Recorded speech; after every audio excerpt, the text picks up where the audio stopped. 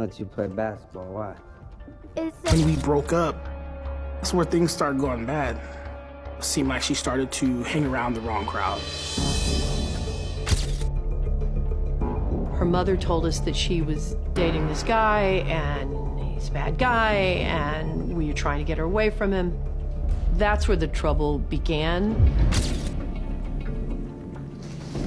I was assigned to the Gang Intelligence Unit, where I had a chance to interview gang members both in and out of custody. During the course of my investigation, it was revealed that Tara is the girlfriend of Christopher Avery. Contact with Chris and his mom on a few occasions. I knew the activities he were involved in. In my mind, I'm thinking, oh my God. In a world where dreams are often chased with fervent determination, the tragic tale of Tara Correa-McMullen echoes with a haunting resonance. She was more than just a rising star in the glimmering realm of television. She was a beacon of hope, a young woman whose infectious charisma lit up screens and hearts alike. Yet beneath the glow of her promising career lay a shadowy reality that would ultimately claim her life. As we peel back the layers of this harrowing tale, we uncover the tragic truth. Tara's fatal mistake was falling in love with the wrong man, a member of a Los Angeles gang. In the unforgiving streets of Los Angeles, where loyalty is currency and vendettas run deep, Tara's association with the enemy sealed her fate. As whispers of her romance with a member of a rival Crip gang spread like wildfire, so too did the ominous clouds of impending tragedy. The very essence of her being seemed to defy the boundaries of societal norms, drawing her towards a love deemed forbidden by the unforgiving streets she walked. Behind the facade of glamour and stardom lay a heart torn between the allure of passion and the grim reality of the streets. On one hand, Tara was a passionate creative. On the other, her heart was drawn to an individual who embodied the grit and grind of LA gang life. The gang that took Tara from this world was not merely a faceless entity, but a tangled network of individuals driven by loyalty, power, and the unforgiving code of the streets, where alliances are forged in blood and loyalties are as fleeting as the passing of shadows. But Tara's story is not merely one of senseless violence and loss. It is a stark reminder of the perilous intersections where love and loyalty collide with the harsh realities of the streets. The story doesn't end there, though. Oh no, far from it. We must journey deeper still, into the heart of the darkness that consumed Tara's life. We must shine a light on the gang responsible for her untimely demise, unraveling the web of violence and betrayal that led to that fateful moment. It's a story that grips the soul and demands justice. A story of love and loss, of innocence stolen, and dreams shattered. As we piece together the puzzle of Tara's life and death, we are reminded of the fragility of existence and the harsh realities that lurk beneath the surface of fame and fortune. So join us, dear viewers, as we uncover the truth behind the tragedy of Tara Correa-McMullen, a story that will haunt your thoughts and touch your heart long after the final credits roll. Tara Correa-McMullen was born on May 24, 1989, in Westminster, California. Raised in a working-class family, Tara showed an early passion for acting. Encouraged by her supportive parents, she began attending acting classes and auditioning for roles at a young age. Despite facing initial rejections, Tara remained determined to pursue her dreams in the entertainment industry. Tara's big break came when she landed a role in the hit television series Judging Amy. At just 13 years old, she was cast as Graciela Reyes, a troubled teenager caught in the foster care system.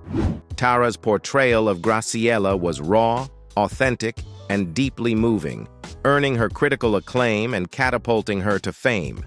Judging Amy, which aired from 1999 to 2005, followed the life of Amy Gray, a single mother and juvenile court judge, as she navigated the complexities of family, law, and morality.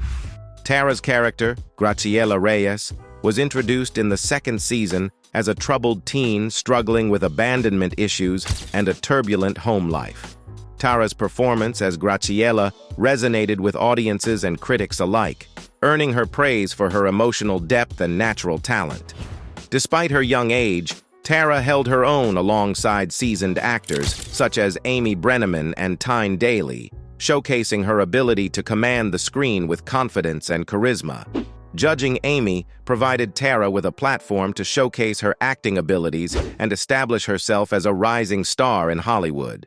Her portrayal of Graciela Reyes not only captivated audiences but also shed light on important social issues, such as the challenges faced by foster children and the shortcomings of the child welfare system. Despite her early success, Tara Correa-McMullen faced a myriad of personal challenges and struggles throughout her career. As a young actress thrust into the spotlight, she grappled with the pressures of fame, the demands of her career, and the challenges of balancing work and personal life. One of the biggest challenges Tara faced was navigating the transition from child actor to young adult. As she grew older, she struggled to break free from the typecasting that often plagues former child stars, longing to be seen as a versatile actress capable of tackling a variety of roles. Additionally, Tara faced personal demons, including struggles with addiction and mental health issues. The pressures of fame, combined with the stress of her personal life, took a toll on Tara's well-being, leading her down a dangerous path of self-destruction. Despite her best efforts to overcome these challenges, Tara's life was tragically cut short when she was fatally shot in Inglewood, California, on October 21, 2005. Her death sent shockwaves through the entertainment industry and left fans mourning the loss of a talented young actress taken too soon. Tara Correa. McMullen's journey from early dreams to Hollywood fame is a bittersweet tale of triumph and tragedy. From her humble beginnings to her rise to fame in Judging Amy, Tara captivated audiences with her raw talent and undeniable charisma. However, behind the glitz and glamour, Tara faced personal challenges and struggles that ultimately led to her untimely demise.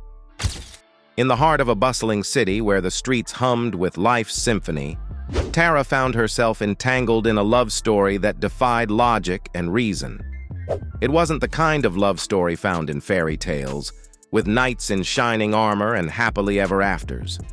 No, Tara's love story was raw, gritty, and dangerously intoxicating. It all began innocently enough, with stolen glances and shy smiles exchanged across a crowded room. Tara was drawn to him like a moth to a flame, captivated by his charm and magnetic aura. He was unlike anyone she had ever met, a mysterious figure with a past shrouded in shadows.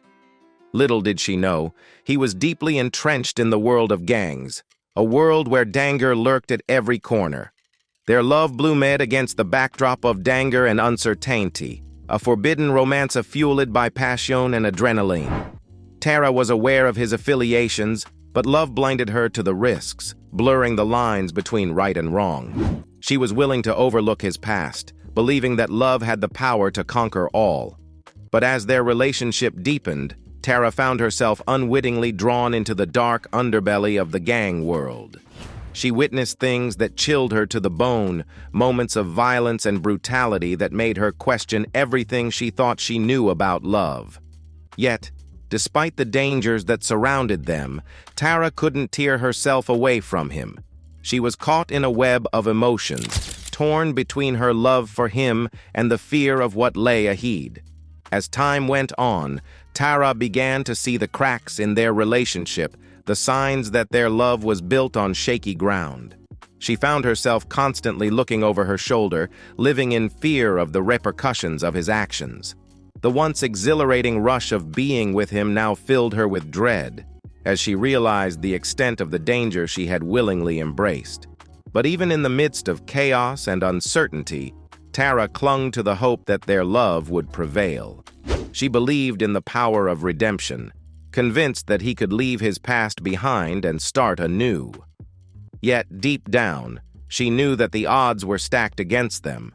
that their love was destined for heartbreak.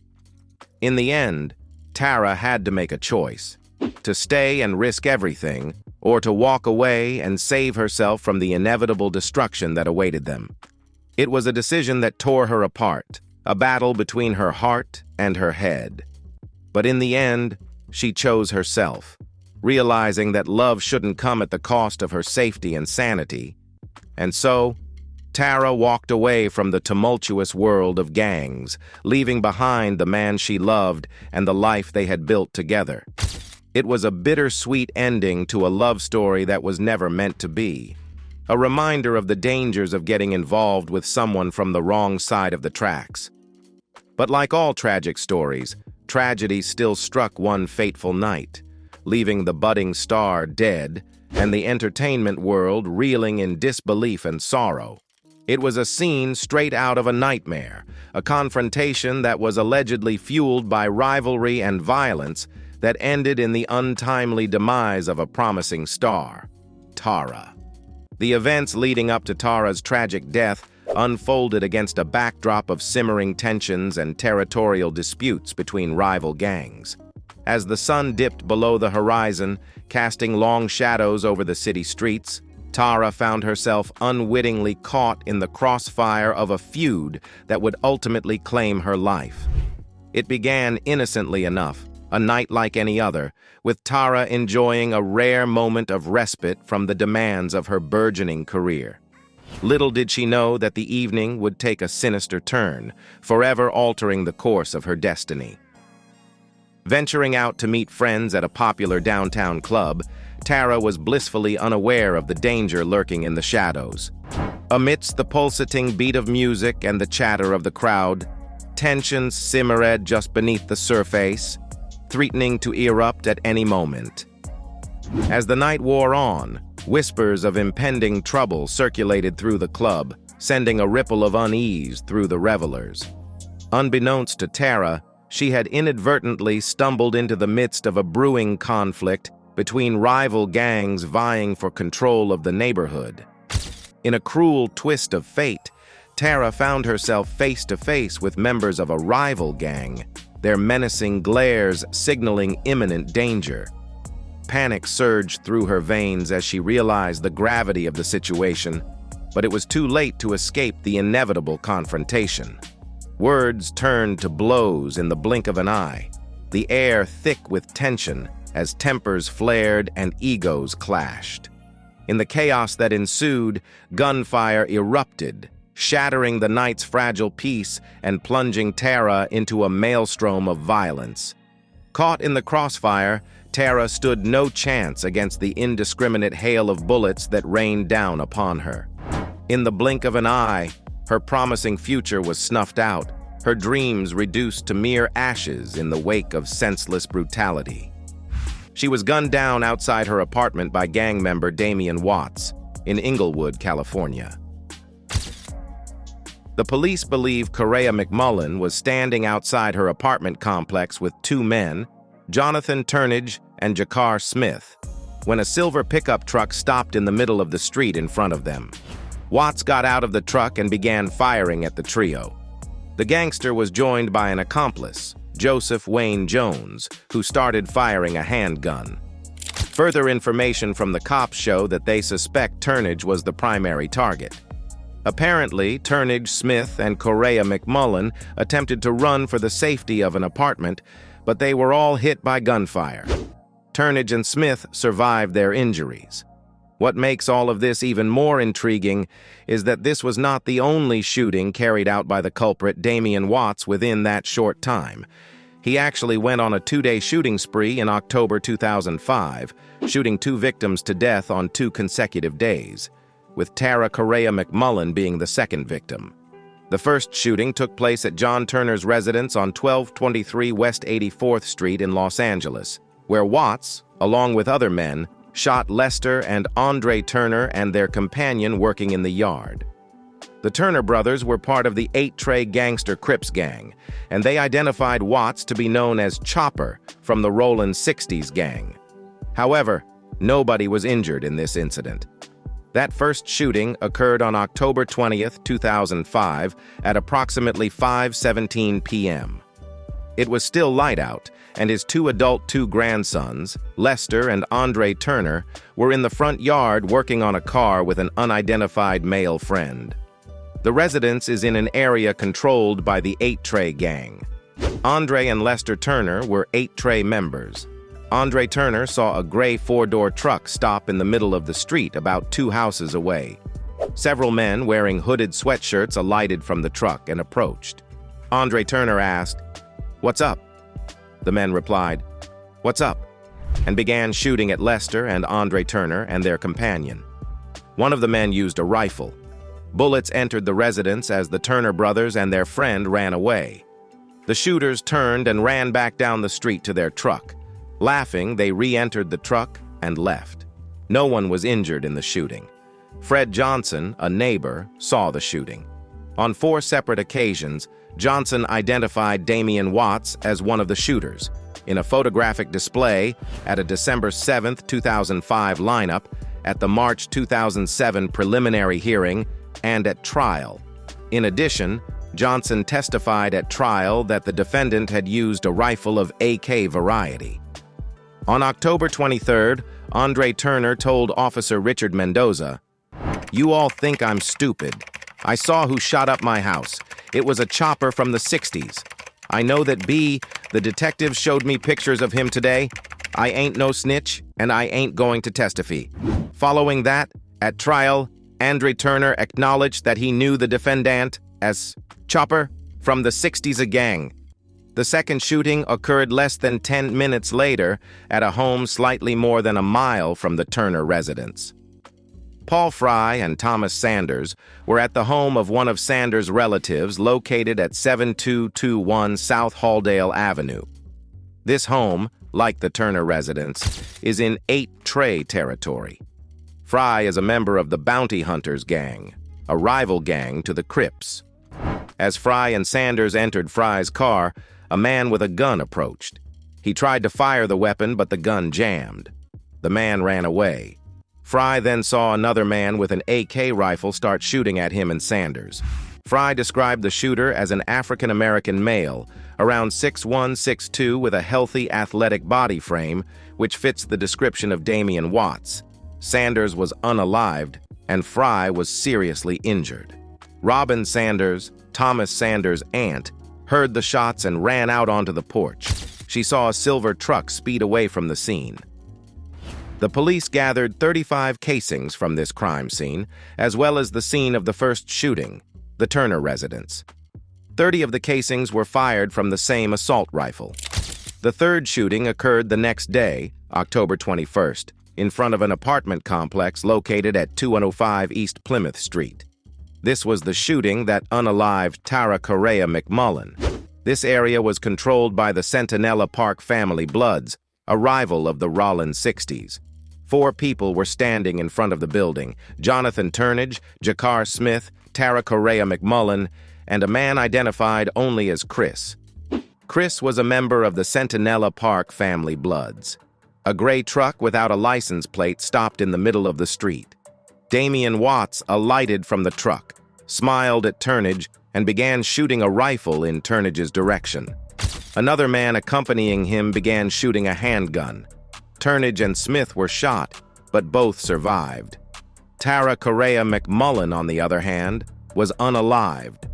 From this crime scene, the police recovered the expended gun casing and blue shirt subsequently used in the canine scent identification of Damian Watts. The police stipulated that the assault rifle used in this shooting was similar to the weapon used in the first 2 shootings. Before trial, Turnage unequivocally identified Damian Watts as the shooter on 2 separate occasions. First, during a February 2006 videotaped interview with Detective Kevin Lane, Turnage selected Damian Watts from a 6-person photo display. Next, he identified Damian Watts as the shooter at the March 2007 preliminary hearing. A few other people also came forward who identified Watts as the shooter and recognized the silver truck. Witnesses identified the silver truck in which Damian was detained as the vehicle used in all of the shootings. Johnson, who witnessed the shooting at the Turner residence and identified Damien as the shooter, testified this was the truck that Damien and his companions entered to leave the scene. Robin Sanders, who saw a silver truck speed away from the shooting in front of her house, identified the truck as the one she had seen. Lastly, Claudia Regalado, a witness to the October 21st shooting in front of the apartment house at 265 East Plymouth Street, also identified the truck as the vehicle that the shooters had used. Based upon the events of October 21st, as well as the shooting at the Turner and Sanders residence, the jury convicted Damien Watts of the first-degree unaliving of Tara Correa-McMullen and Sanders, as well as the attempted unaliving of Jonathan Turnage, Jakar Smith, Fry, Lester, and Andre Turner, and their unidentified companion. In January 2009, Watts was found guilty on 2 counts of first-degree unaliving and 6 counts of attempted unaliving. He was sentenced to life in prison without the possibility of parole. His accomplice, Jones, was later also given a life sentence without the chance of parole. Additionally, the jury found Damien Watts guilty of multiple firearm allegations. He was also implicated in several crimes, including illegal drug movement, robbery, and other acts of violence, including multiple gang allegations. Watts was known to be associated with other members of the Rolling 60s Crips, a prominent street gang operating in south-central Los Angeles. He was a member of the gang also known as the Rolling 60s Neighborhood Crips, Rolling 60s, an offshoot of the West Side Crips. One of his gang names is Little Chopper, with chopper being a gang slang for an assault rifle, including the AK variety. One of the primary rivals of the Rollin' 60s is the 8-Tray Gangster Crips, 8-Tray. The unalivings, attempted unalivings, and shooting at an inhabited dwelling were all committed to benefit the Rollin' 60s. So, the question now is, who are the Rolling 60s? The Rolling 60s is a notorious street gang based in Los Angeles, California, particularly in the South Central area during the 1960s. The gang emerged during a time of significant social unrest and racial tension in the United States, especially in urban areas like Los Angeles. The Rolling 60s were primarily composed of African-American youth who faced economic deprivation, systemic racism, and limited opportunities for advancement. Many members of the gang came from impoverished neighborhoods where violence and crime were prevalent. The gang's name, Rolling 60s, is believed to have originated from the streets and avenues they claimed as their territory, particularly around 60th Street.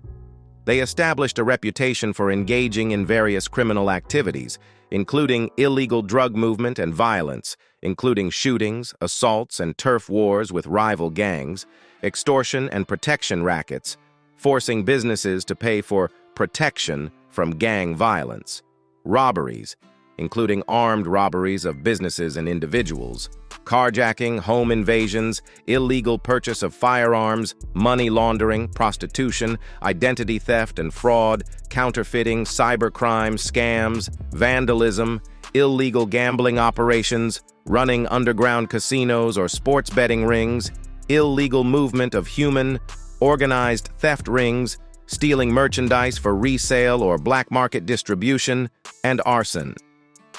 Throughout the 1960s, the Rolling 60s became increasingly involved in conflicts with rival gangs, such as the Crips and the Bloods, as well as with law enforcement.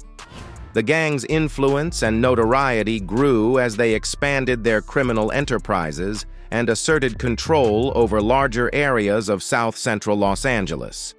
However, along with their criminal activities, the Rolling 60s also provided a sense of community and belonging for many young people who felt marginalized and neglected by society. Some members saw the gang as a means of protection and solidarity in the face of social and economic adversity. Despite their prominence during the 1960s, the Rolling 60s faced significant challenges in the following decades. Law enforcement crackdowns, internal conflicts, and changes in the socio-political landscape of Los Angeles led to fluctuations in the gang's power and influence. Today, the Rolling 60s continue to exist as one of the oldest and most notorious street gangs in Los Angeles. However, their legacy is intertwined with the complex history of urban poverty, racial inequality, and gang violence that has shaped the city's landscape for decades. On the other hand, the news of Tara's tragic demise sent shockwaves rippling through the entertainment community, leaving her colleagues and fans stunned and grief-stricken. For those who had known her, Tara was more than just a talented actress. She was a beacon of light in an often dark and tumultuous world, her infectious laughter and boundless optimism leaving an indelible mark on all who knew her. As the reality of Tara's death sank in, an overwhelming sense of sorrow and disbelief swept through the entertainment industry, leaving a void that could never be filled. Gone was the promise of a bright future, replaced by the chilling reminder of the fragility of life and the harsh realities of the world we inhabit. In the wake of Tara's tragic passing, the entertainment community rallied together in a show of solidarity and support, determined to honor her memory and ensure that her legacy lived on. Through candlelight vigils, heartfelt tributes, and calls for justice, Tara's spirit lives on, a guiding light in the darkness, reminding us all to cherish each moment and hold our loved ones close. Tara's untimely departure serves as a sobering reminder of the senseless violence that plagues our society, a stark testament to the devastating consequences of unchecked hatred and aggression. Though she may be gone, Tara's memory will forever be etched in the hearts of those who knew and loved her, a shining example of the power of love, kindness, and compassion in a world too often defined by darkness and despair.